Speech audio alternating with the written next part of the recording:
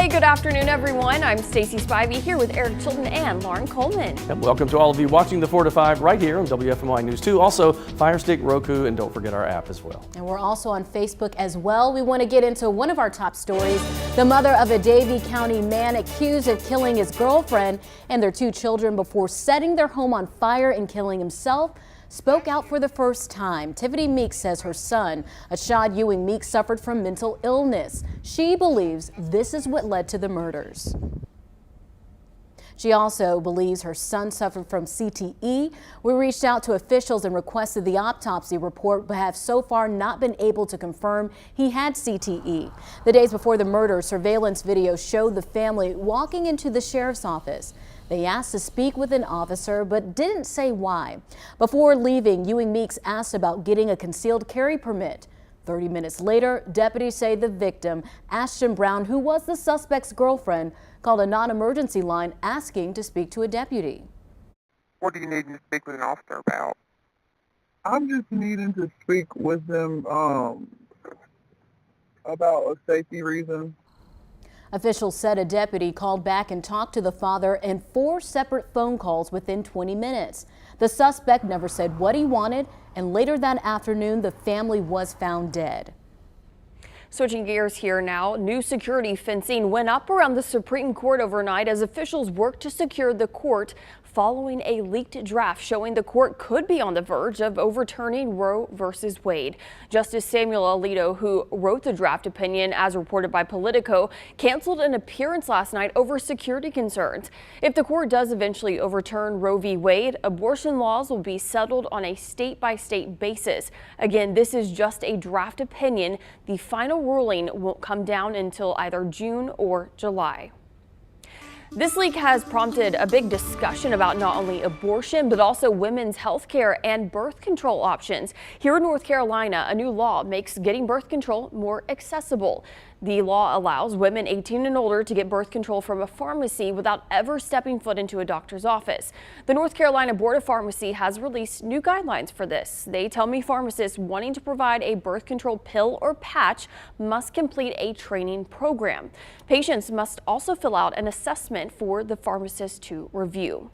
While this is expanding access to health care, professionals want you to be educated before making a decision. Dr. Joseph Stringfellow is an OBGYN with Novant Health. He says birth control is a safe way to prevent unplanned pregnancy, but it's also used for treating period symptoms as well as decreasing the risk of ovarian cancer and managing things like migraines.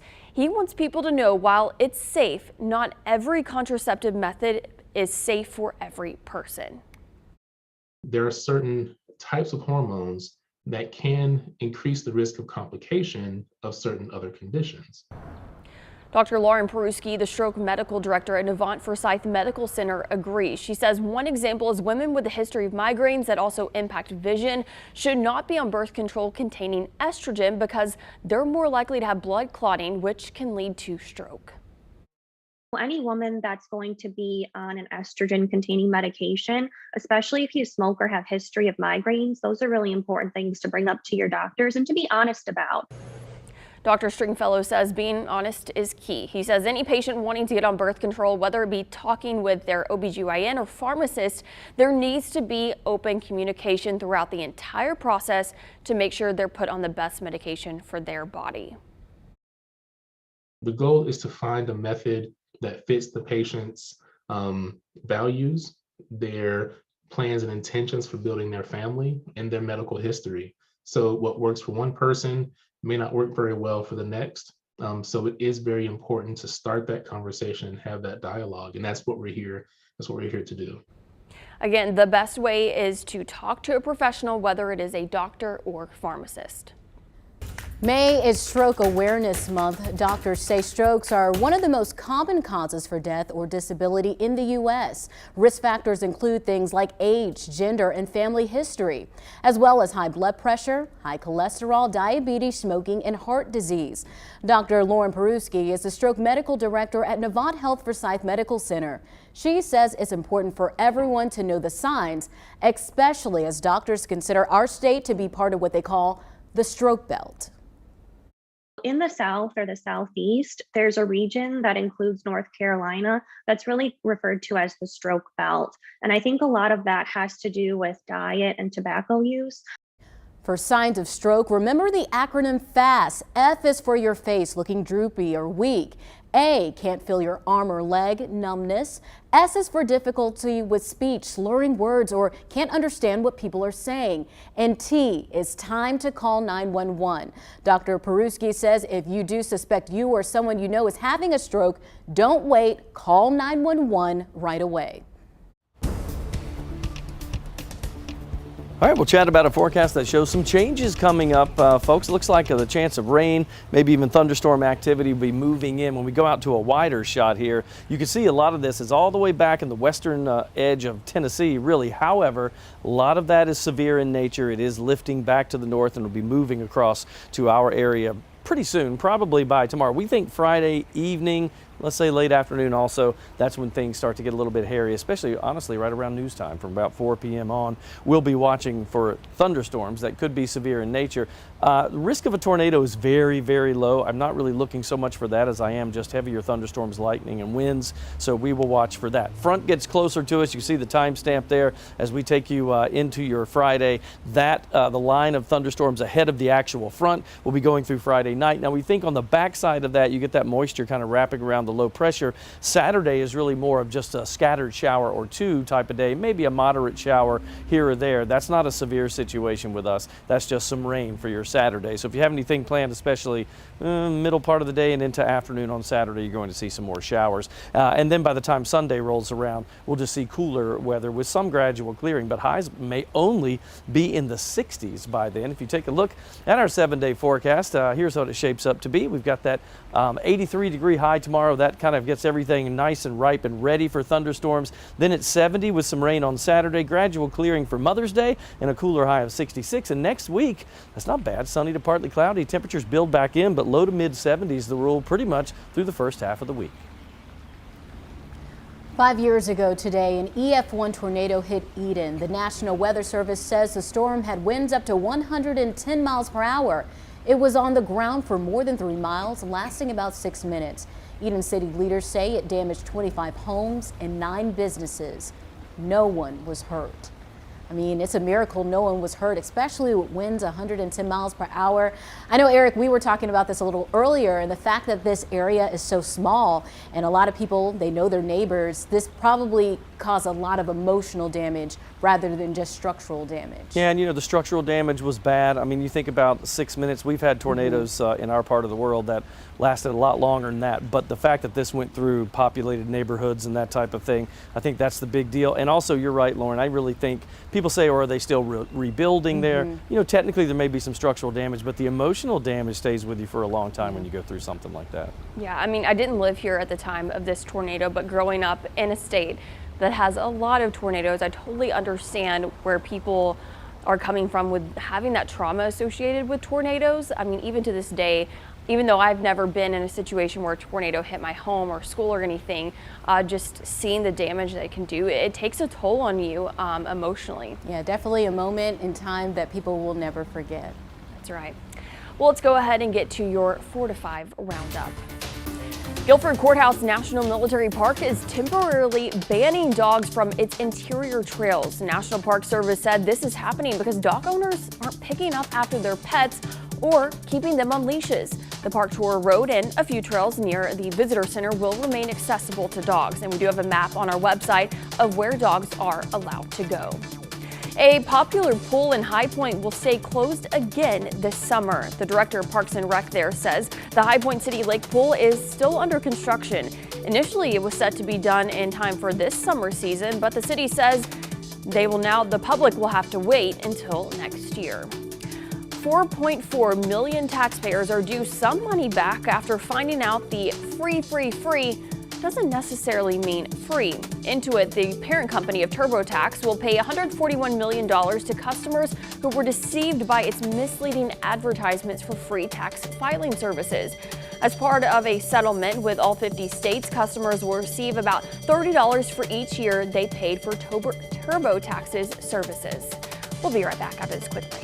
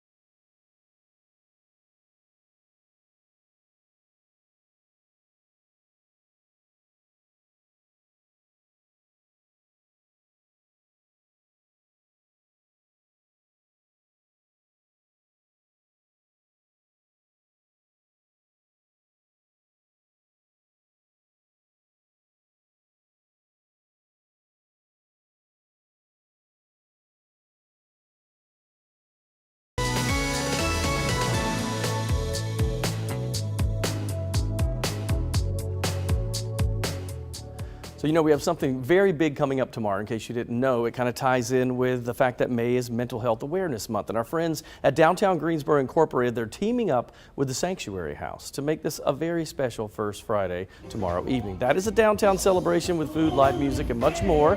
This particular event is also sponsored by Sanctuary House, which serves the community by helping those with mental health challenges become independent and productive. President Jody Lorenzo says it's the perfect combination between the two organizations. Downtown Greensboro and Sanctuary House, both of our organizations really embrace the notion of mental health awareness. And I think when we first began talking about how we can partner and have a meaningful impact in the community, First Friday to help kick off May Mental Health Awareness Month made the most sense. We can bridge both of our audiences and help elevate the message about how important it is to create awareness around mental health. And Lorenzo says the entertainment side of this event, that's a great way to merge the story of mental health in a joyful way, avoiding the stigmas. First Friday, we have Hobex featuring Greg Humphreys. They'll be out there, a funk band, just entertaining everybody. And we also have food trucks and everything for the entire family to be involved. We've got Little Brother Brewing Company, Bull City Cider Works. We've got Jamaican Coast Catering, Second Helpings, Over the Rainbow Kettle Corn. We've got it all. And the way that Sanctuary House will be involved, we're going to be out there with messaging. We're going to have people available to talk about mental health in the community. We're going to hand out green ribbons that everybody can wear and help promote mental health awareness, and kicking off again May as Mental Health Awareness Month. First Friday, by the way, is 7 to 9 p.m. It'll be in front of the Greensboro Historical Museum in downtown Greensboro. This time, they kind of move it around downtown. And they did want me to point along, of course, we've been talking about thunderstorms possible on Friday, so there is a chance if that happens, the band may not be there. But the entire downtown area is like open for business, so to speak. That looks like a lot of fun. The pictures out there, a lot of people, they got the food, the music, the drinks. I think that this is a great way to stomp out that stigma of mental health and bringing people together, because I think it is something that impacts all of us on some level, some more than others, but I think that this is a great way to kind of like bring us together. And green is the color, right? So they say if you don't have the green ribbon, wear something green. That's to bring awareness to Mental Health Month. So I know a lot of cities do things like this where they have like the first Friday or whatever Thursdays, and I think this one stands out because it actually is benefiting and helping something in some way. So it's not just fun, it's for a good cause. That's right, with a cause, with a cause behind it. Best kind of fun right there. All right, we're coming right back. Stay there.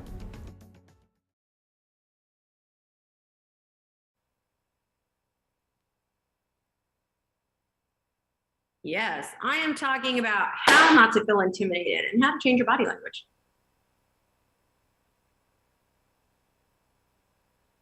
Okay,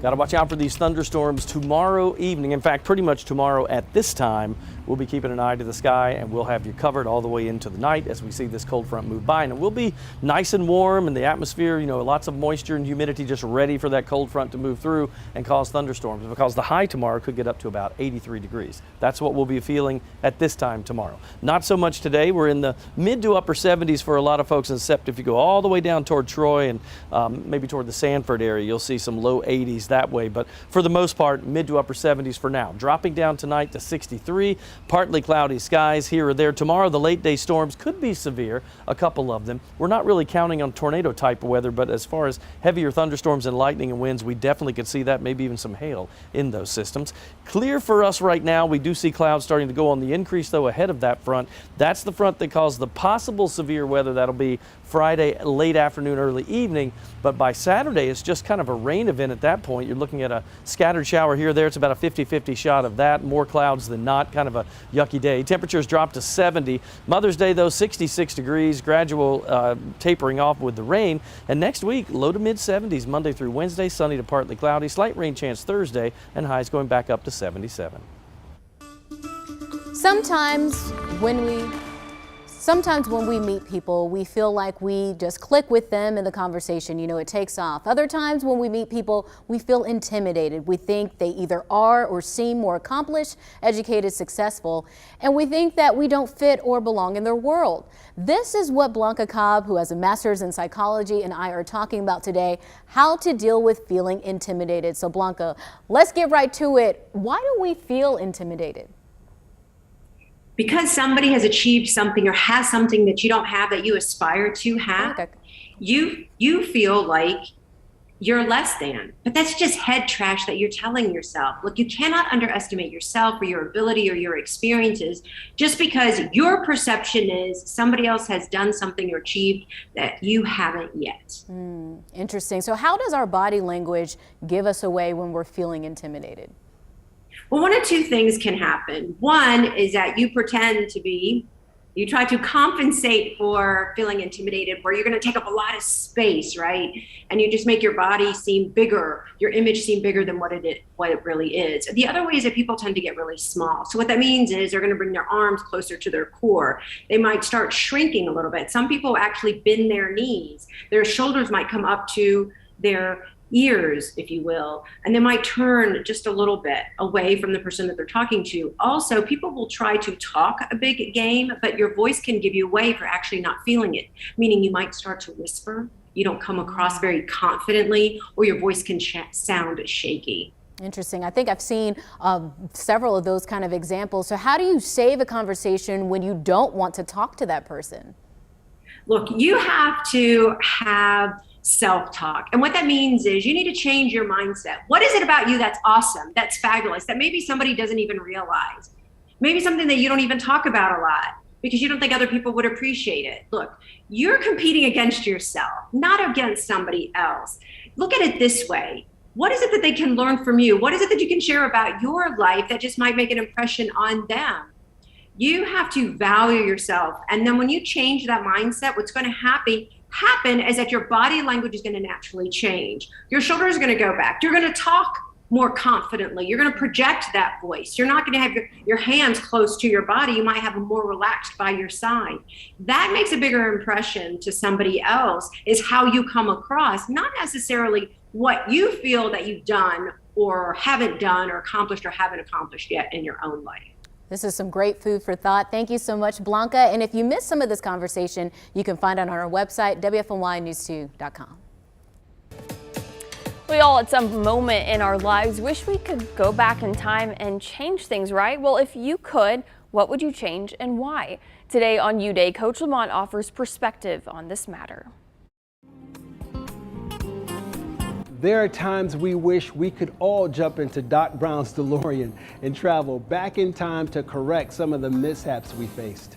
Well, unfortunately, to my knowledge, time travel doesn't exist. But if it did, would you go back in time? And if so, what would you change? Understand that yesterday has already been written and can't be added to. As great as it would be to go back in time, we can never be confident that the things we would change would actually change our current circumstances.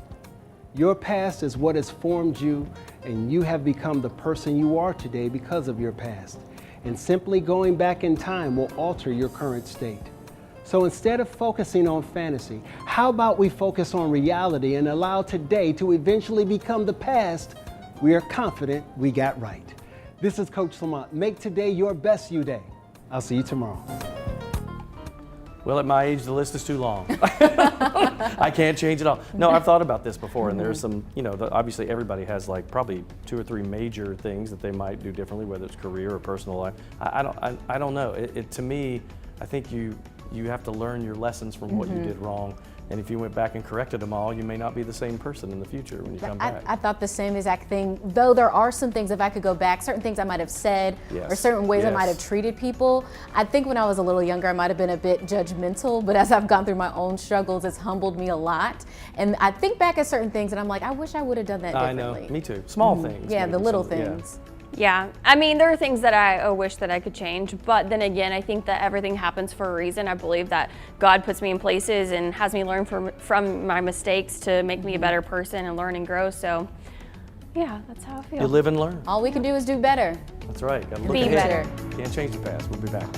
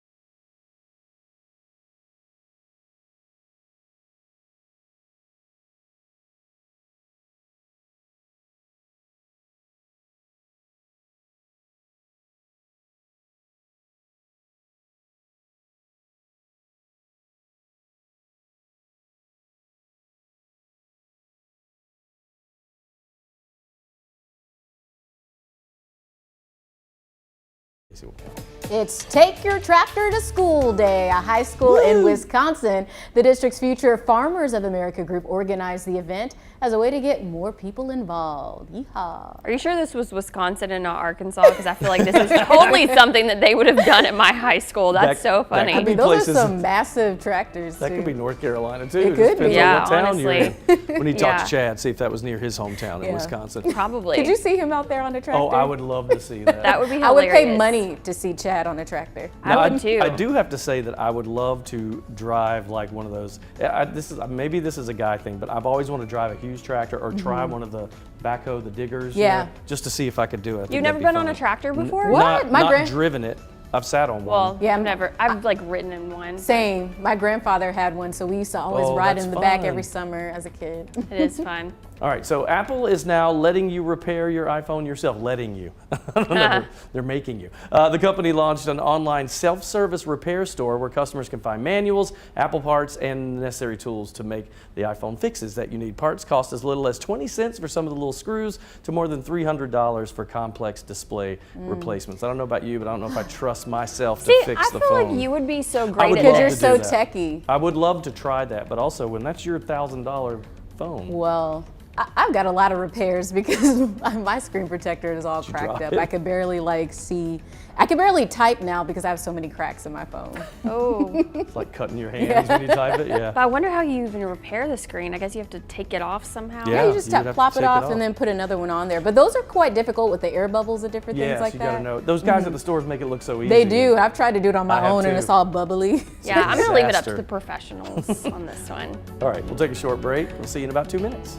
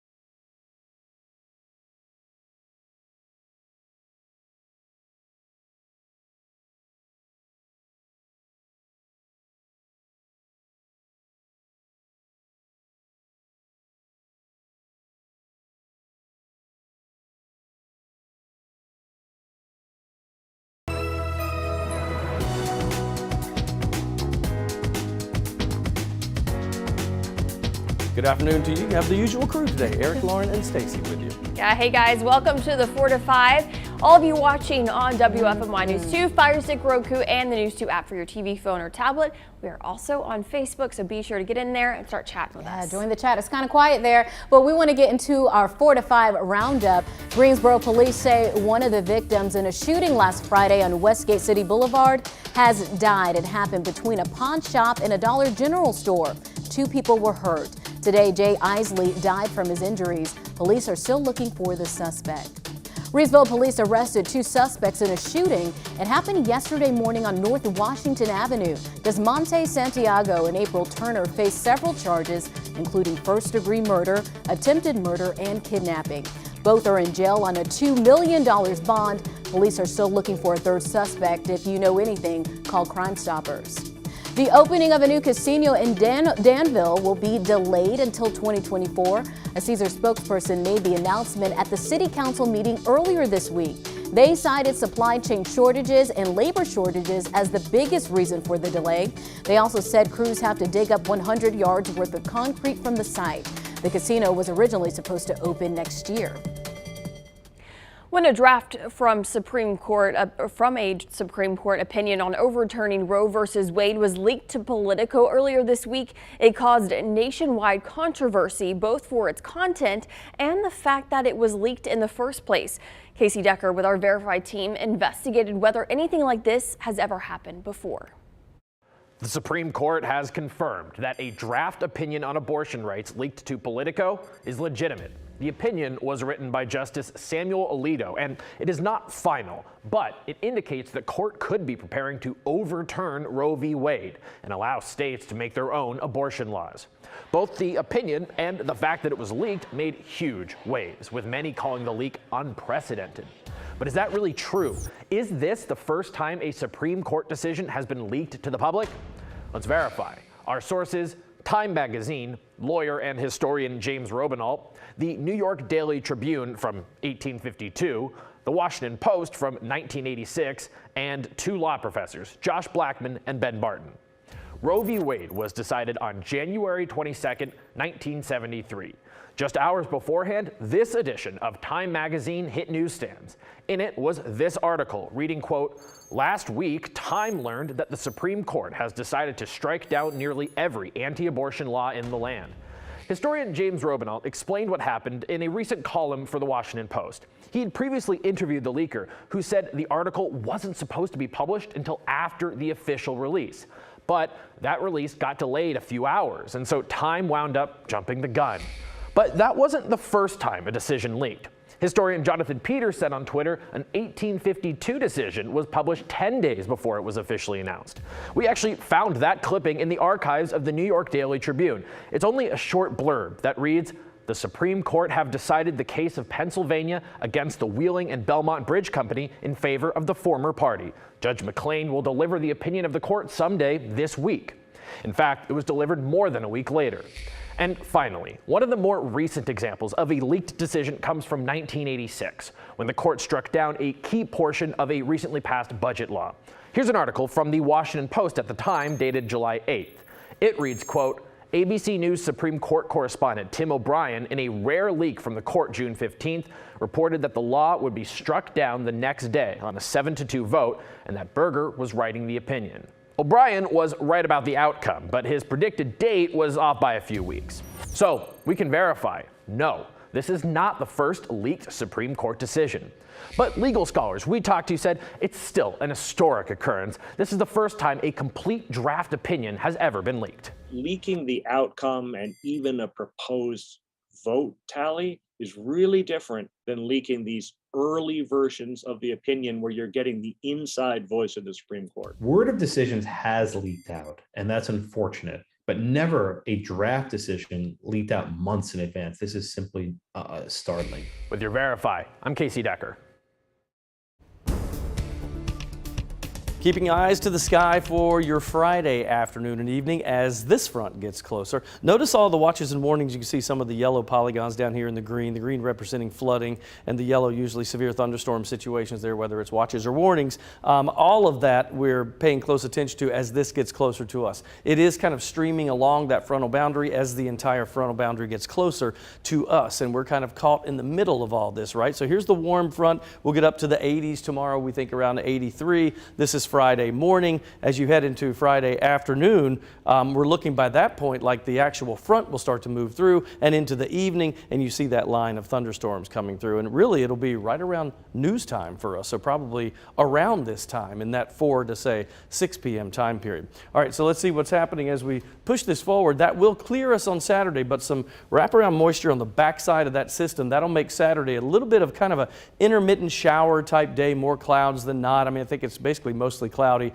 and then scattered showers is the best way to put it. You look at Futurecast here as we head into your Friday morning. We may get some breaks in the cloud in midday period, which is not good. That allows us to heat up to those low 80s. And then there's that frontal boundary. That's about 4 o'clock. It's in the western Piedmont, moving through the heart of the Triad around 6 o'clock, and then exiting as we head into the evening hours. So we'll hold that rain chance and thunderstorm chance. Could be severe at times. We'll be right here manning the ship and letting you know what's going on. That's a 70% chance of thunderstorms. That could be a little bit rough. Saturday, 50-50 shot of scattered showers, and then a cooler Mother's Day with gradual clearing and 66. And next week we're in the 70s, right where we should be. Sunny to partly cloudy first half of the week.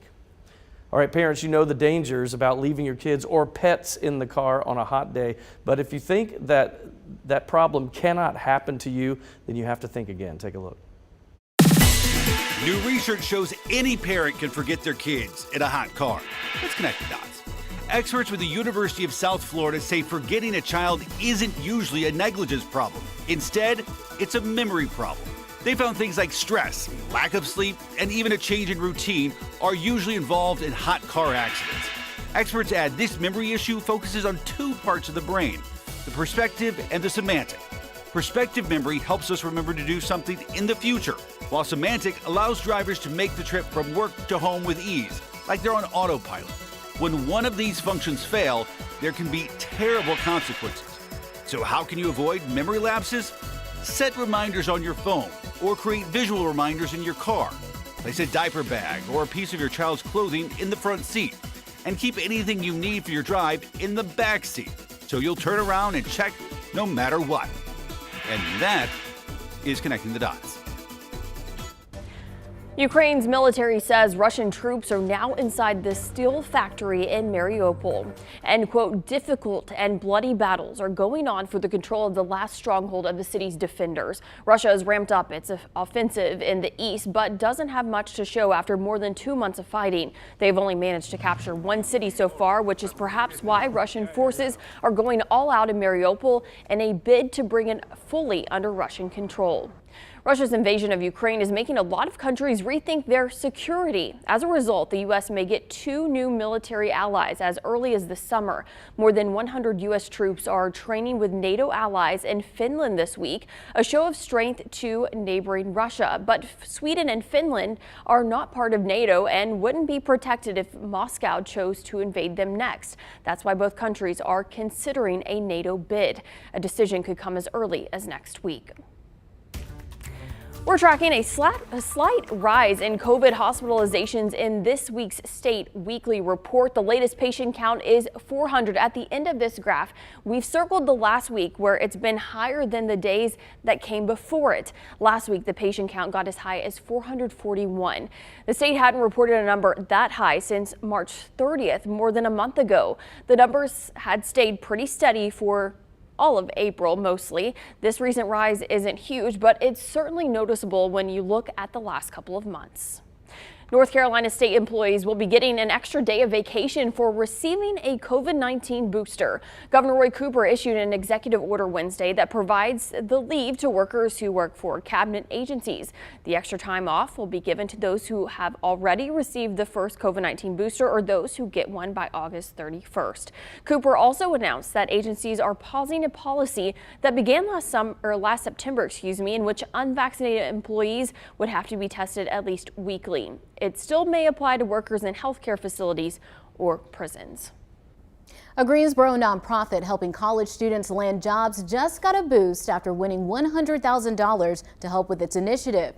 The Campus Greensboro Fellows Program is a competitive 10-week summer program that includes a paid internship with a business in Greensboro and opportunities for college students to gain a community of mentors. Bramley Crisco is the Director of Talent Development. She says more than 400 college students have benefited from the program in the last 7 years. You know, we think that the talent that sits right here in Greensboro and our universities is amazing, and everything we can do to connect them to our community and show them what we have to offer and hopefully then keep them here is very important. Sydney Mebin is currently the Assistant Marketing Director at Downtown Greensboro. She took part in the Campus Greensboro Fellows Program ahead of her senior year at UNCG. As a media studies major, she says the fellowship helped her figure out what she wanted to do after graduation. So I was able to apply to the program, get in the internship, and develop all of my professional skills that I wouldn't have done otherwise. So Action Greensboro has been a huge help to really getting me started in my adult career. Campus Greensboro will soon be able to help more students like Mebin. The organization was recently granted $100,000 as part of a first place award in a national competition designed to boost youth employment. Crisco says it's all a part of Big Ideas Bright Cities Challenge. This grant in particular will allow us to expand our services with minority and women-owned business enterprises here. And so it will provide funding for an intern to work with those businesses over the summer. And then that intern will also get to go through our Summer Fellows program. Campus Greensboro provides resources for the 7 colleges and universities in Greensboro, which is 50,000 students a year. For details on how to apply to the Summer Fellows program, just look for the story out on our website. So this is pretty cool here. So basically it's helping to connect the students here in Greensboro to businesses, get that real world experience, and some of them actually end up getting jobs. It's also what they're doing is planting seeds to keep people locally. Yes. Because you know what I mean? You get college graduates, they get in somewhere in a company locally, and sometimes they end up getting their foot caught in the door. They'll stay here instead of going back to their other cities or states. Yeah, bringing that talent and keeping it here. Well, my first job was a summer school teacher's assistant, so I asked you on my Facebook page, what was your first job? Lewis Reed says, I worked at my high school during the summer. Bobby Odom says, I started working part-time at Food Lion when I was 15 and 8 months old. Trish Jean wrote, a nurse assistant in the dementia part of an assisted living. I was only 14 and a half. Wow, that's impressive. Lewis Richardson says, as summer part-time presser at Fordham's Cleaners. Brandon Bruce wrote, summer camp counselor, love the kids. And Anna Turman wrote, cashier at a skating rink. And we also had a lot of people who said they worked at, Taco Bell and McDonald's and a lot of fast food services as their first job. First job was in a t-shirt shop, and I was making or silk screening the t-shirts by hand in like a basement area down. I also worked upstairs on the retail floor. Still waiting on that 4 to 5 t-shirt. That's right. You said you were going right? My first job, I think that's no shocker here, I taught gymnastics and cheerleading. Oh, that is really cool. Yeah, so after school I'd go there, teach some classes and stuff, and it just fit hand in hand what I'd love to do. I love that. So you worked with the little ones? All ages. All ages. Little up to people that were trying out for high school cheer while I was a high school cheerleader. So it was a lot of fun, but that also made me realize that I was not cut out to be a teacher. Yes. Yep. It'll teach you quickly. Me being a summer school teacher's assistant, it was a lot of fun, but I think if I were to go back and teach, I would want to work with the older kids, like college students or something. Teachers are special, that's for sure. They are. We're So much coming back. patience. Yeah.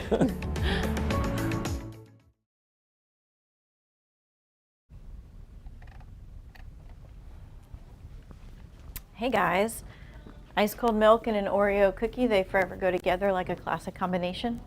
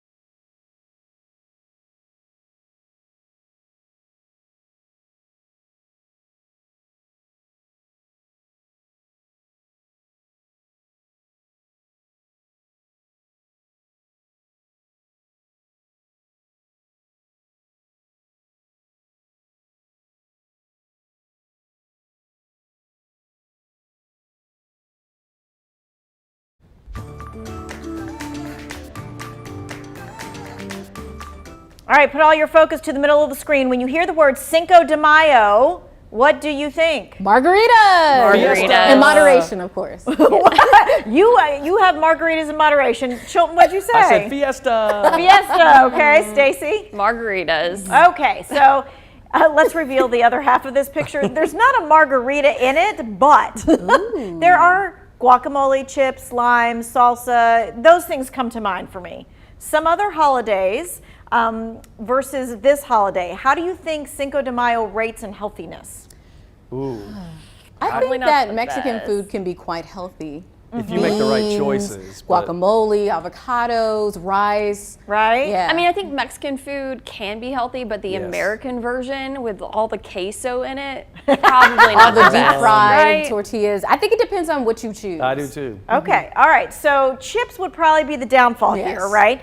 And the queso. But really, this eating holiday really is kind of like good for you, right? Whether it's today or any day of the week. Black beans, pinto beans, kidney beans, they're all packed with antioxidants and fiber, plus the minerals potassium and magnesium. White rice is often fortified with B vitamins, but for maximum nutrition, you could choose brown rice. Mexican cuisine features other healthy basics like avocados, tomatoes, peppers, onion, chilies. You can cut back on the sodium by making them yourself. The recipes are pretty easy. Whoa! La tortilla. Tortilla. And which tortilla to wrap it all up? Well, corn is a whole grain, while the flour versions are typically made with refined wheat flour, which really lacks nutrients. All right, so you're supposed to choose corn, but here's my hot take on the tortilla thing. I don't use either one. Yes. I just eat the insides of all the stuff. Like a burrito bowl. Yes. Yeah, Okay. that's right. Yeah, that is a good way to do it. That's what I do too, Tanya. I usually order I'll get the chicken, grilled chicken, and the kind of like stir-fried veggie. You know, the peppers. Right, and like all the that. fajitas. Yeah, easy. Yeah, Right. I'll do But that when I I love go. the tortillas. You do love the tortillas. I do, which is so unhealthy, but that's okay. YOLO. Yellow instead of the flour. All right. Yes. Happy Cinco de Mayo, friends. The best part, you can have chips and guac for everyone, anytime, all year long. Yay, ole! Tanya for president.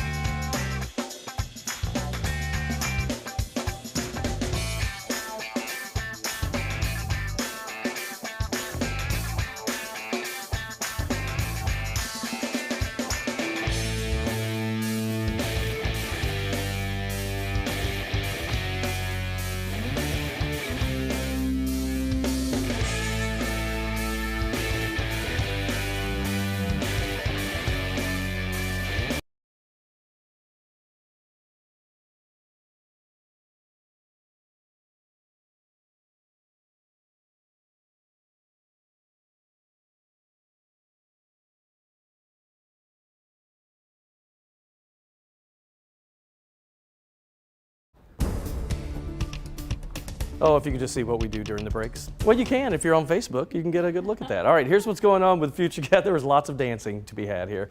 Futurecast clouds and radar. Watch the system over to the left side of your screen here. So as we head into Friday morning, you get some breaks in the clouds, and it heats up to the low 80s, some mid 80s to the south, and then that front comes through. So that could give us thunderstorms that could be severe in nature for your Friday. We'll watch that, and the time frame for that really is late afternoon into the evening hours. Again, that's a 70% chance of heavy thunderstorm activity. We'll keep you posted. Saturday, some scattered showers and cooler at 70. No real severe threat there. Sunday for Mother's Day, clearing at 66. And next week, sunny to partly cloudy, low 70s Monday, Tuesday, mid 70s by Wednesday.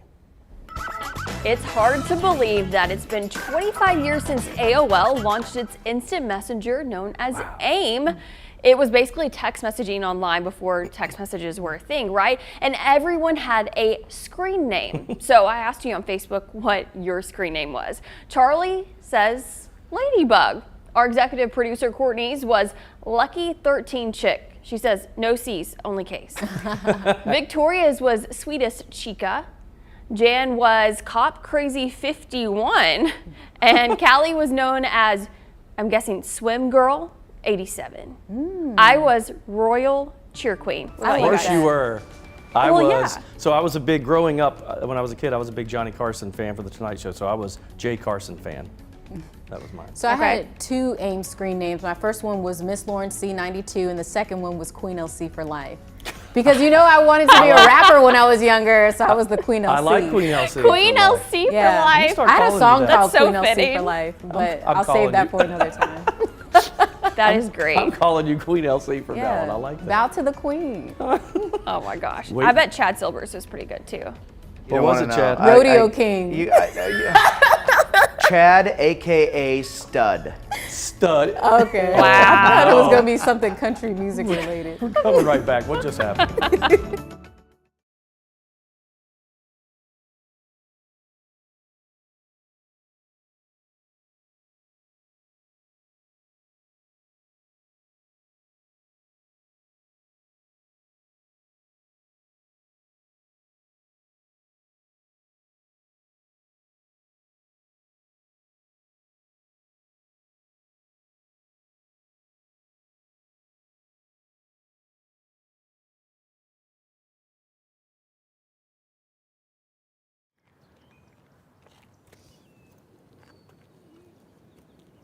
Hey, can you guys, we're not hooked up, are we? Or are we hooked up? Hi, can you guys, oh, okay, mic check, 1, 2, 3, 4, 5. Sorry, I didn't.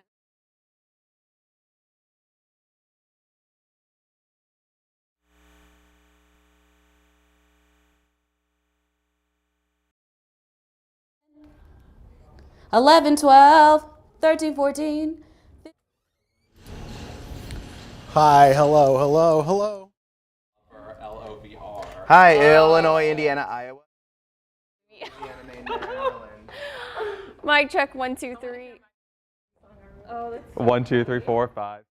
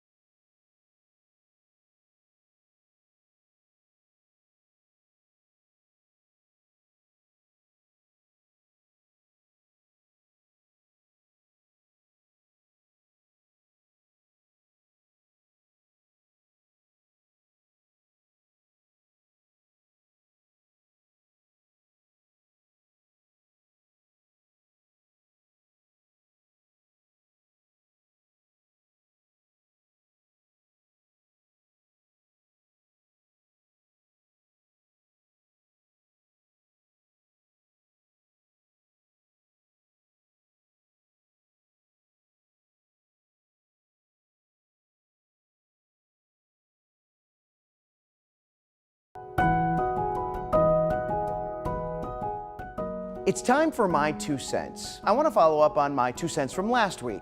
I shared how I made a bad judgment call when a stranger approached me asking a question. I assumed they were going to ask for money when they were actually just asking about parking. I felt terrible about it, but knew I wanted to share the experience because we all make mistakes, and I wanted to let you know that I'm learning from it. Well, I got quite the response. I posted it on my Facebook page, and a lot of people shared their thoughts. MD Moore wrote, "I make mistakes every day, but learning from them is what makes a good person." Amanda wrote, "We don't learn from biases unless we talk about them and learn." And Kathy said, "I appreciate your honesty and wish more people would reflect on their actions." And that's the point of all of this. We all make mistakes, but it's how we learn from them that matters. Honestly, I was a bit worried about sharing this story publicly since it doesn't make me look very good.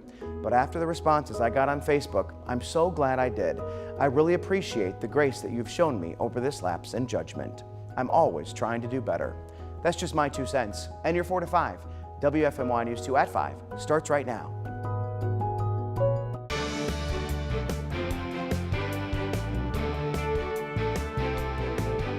The state is investigating an inmate suicide at the Rockingham County Jail, the 4th suicide there in 14 months. After 3 deaths last year, the sheriff's office made changes. He says this